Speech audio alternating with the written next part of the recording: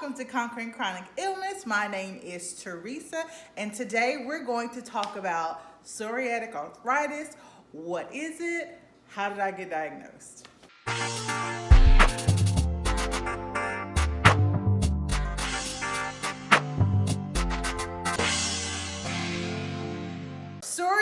Psoriatic arthritis, according to the National Psoriasis Foundation, is a chronic inflammatory disease of the joints and tendons and ligaments.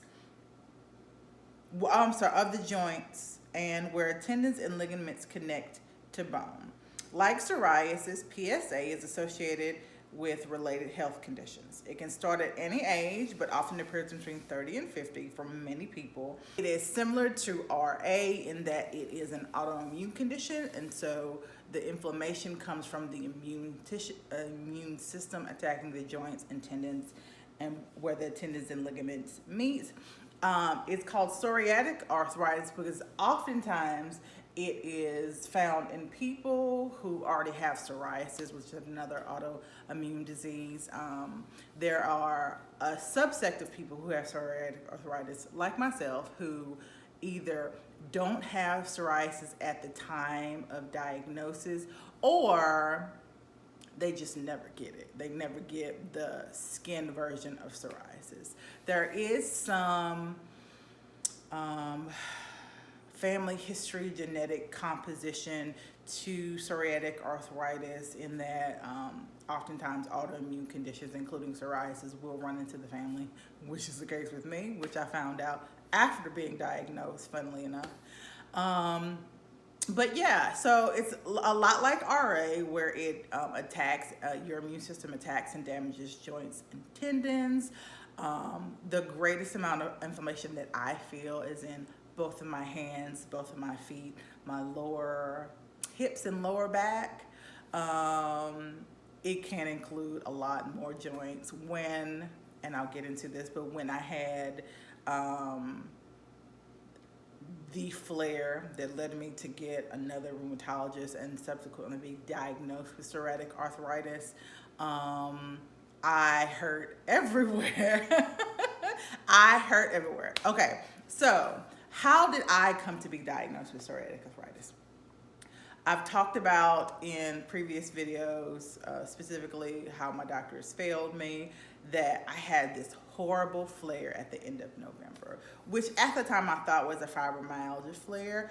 It was just worse than anything that I experienced. I reached out to my doctors, they weren't any help, and so that led me to basically just find another rheumatologist, someone, because I didn't want to, even though the pain had subsided and I wasn't going to be able to get in with the rheumatologist for months, I didn't want to be in the position where that pain like that came back again, and I didn't have anybody to go to for help.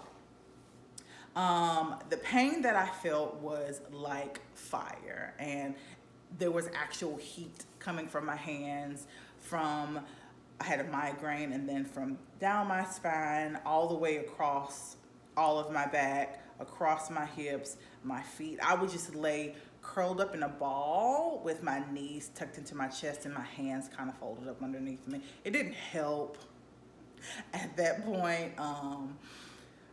NSAIDs didn't help at that point. It was because, and what I noticed when I took the NSAIDs is when they started to wear off, and NSAIDs are just anti-inflammatory medications, ibuprofen, Aleve, stuff like that.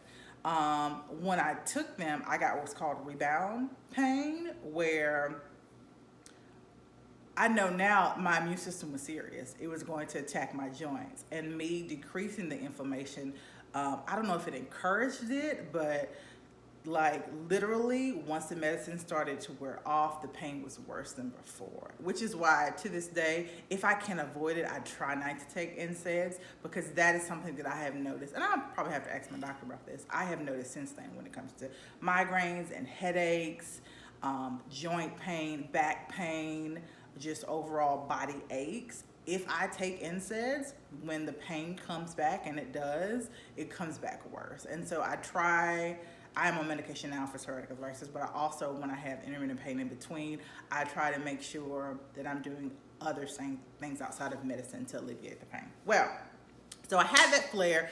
It was awful. Went to the new doctor. And all of the symptoms that I was describing to him, including my family history, made it clear for him that I was dealing with something else, including my labs. Like, it was clear for him that there was something else going on. Right now, we're treating it as psoriatic arthritis because that is what we have the most information for to go with, right? Many people who are diagnosed with autoimmune conditions, including who are diagnosed with fibromyalgia, which technically isn't autoimmune, but they are diagnosed with something else down the road. And so it should not have come to a surprise to my other doctors, and it did not come to as a surprise with my new rheumatologist that, hey, this could possibly be something else than the fibromyalgia. Do I still have fibromyalgia? Yes. And I'm taking medication for that, and medication for psoriatic arthritis, and folic acid, because the medications for psoriatic arthritis, because it's an autoimmune condition, are immunosuppressants. And so it is assumed that even without taking any medications, anybody who has an autoimmune condition is immunocompromised. I am definitely immunocompromised with the medication. The medication I'm taking is in a class called biologics. There are several biologics now that are used for autoimmune disease. The one that I am taking so far is working. I took one before. It wasn't a biologic. It was immunosuppressant and also a chemotherapy drug. It made me horribly fatigued, and I'm already tired with fibromyalgia. And so that just wasn't going to work for me, and I wasn't experiencing a relief from the symptoms. We are 2 weeks into this new medicine, and I have energy. I don't hurt. I even wear my wedding ring sometimes. It's really great. It's really great. Do I still get flares? I had one earlier this week. The flares are different. They last a day.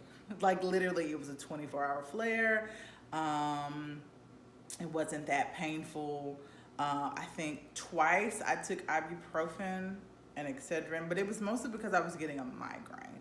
And I've noticed that when my body is in pain, I get migraines, and migraines are worse for me. I just cannot deal with headaches. They're worse for me than the body inflammation. So whatever I got to do to get rid of migraine or keep one from coming on, I will do. And so 2 doses of that and I was fine. And then even when I took the second dose, I had my energy back. It wasn't so much the flare itself. It was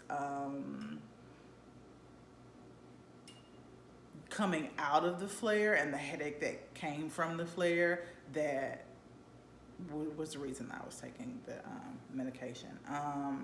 What causes my flares?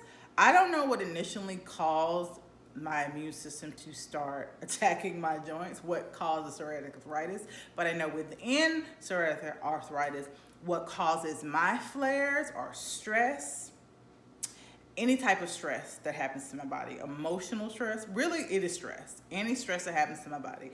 Emotional stress from anxiety or depression or my cycle. Physical stress from being ill.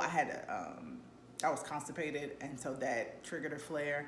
And I had severe nausea and stuff like that, so that triggered a flare. Colds, strep throat, stomach viruses, and overexertion. Though I have energy now, me overexerting myself causes flares. And so I have to be mindful. One, my energy, it zaps really, really quickly. We got 10-15 minutes of moderate to high activity before I'm like, I gotta stop. I am sweating bullets, and it is amazing how quickly I just tire out. And also pushing past that point of fatigue, whether it's moderate and exertion or it's just mild exertion, but I'm constantly doing things over and over again and not taking the time to sit down, that can spiral me into a flare. Also not getting enough sleep. I have a kid who routinely wakes up at 5:30 in the morning. Sometimes she struggles to go to sleep at night. Sometimes I struggle to go to sleep at night. So I have to make sure that I get plenty of rest. And as long as I am taking really good care. Oh, another thing. Doesn't really cause a flare, but zaps my energy. Diet. I, as you guys know, exist in a diet-free body. I have 2 diet rules. Rule number 1, what do I want to eat? Rule number 2, do I have the means to eat it? I'm finding that the rules around what I have the means to eat have changed. Sugar, gluten, refined carbs, anything that caused any kind of stomach upset. So dairy, really high-fat foods. I am finding that those may not trigger a flare. I bet they would if I ate enough of them. I generally don't. But like what happens before a flare ensues is I have 0 energy. Totally zapped of energy. Like a couple of crumble cookies later, I am taking a 3 or 4 hour nap and dragging the rest of the day. So, I just kind of have to be mindful. I have made it a point, especially since Macy has been born, to take really good care of myself. It's not so much about BMI for me, as you can tell. It's not so much about BMI for me or what I weigh and what I look like in clothes. It's more about me treating my body with respect and being healthful and all those great things. And so it's frustrating that I wasn't able to avoid the health conditions that I've experienced in the past couple of years, but it's still really important that I take care of myself. The medicines they work to a certain extent. Like I have to treat my body with kid gloves, and that's just kind of what I have to do now. What else do we need to know about psoriatic arthritis? I don't know. I think that's about it for now. Like, I struggled with sitting down to make this video just because, I don't know, like, it's new to me. Like, I've dealt with interstitiialcystitis for 2.5 years, fibromyalgia for over a year, psoriatic arthritis. Apparently, I've dealt with it for longer than I knew. I think there is overlap between fibromyalgia and psoriatic arthritis, especially when it comes to body aches and fatigue and things like that. And my rheumatologist was clear. He thinks I still have fibromyalgia and also psoriatic arthritis. So, but I am just now delving into the world of autoimmune conditions, and it's interesting, there are lots of schools of thought when it comes to how to care for your body once you've been diagnosed with an autoimmune condition. But one thing is for sure, there's no way to eat your way out of, or fitness your way out of, or health culture your way out of an autoimmune condition, either into one or out of one. So I am releasing myself from the guilt and shame that comes along with being in a larger body with medical conditions, and I'm just trying to do the best that I can to take care of myself. All right, guys, thank y'all so much for watching. Hello, I forgot to say this at the beginning. I may actually cut this out and put it at the beginning. Hello to all you new subscribers. Thank you so much for subscribing. I hope to see you guys in the comment section down below, and I will definitely see you in the next video.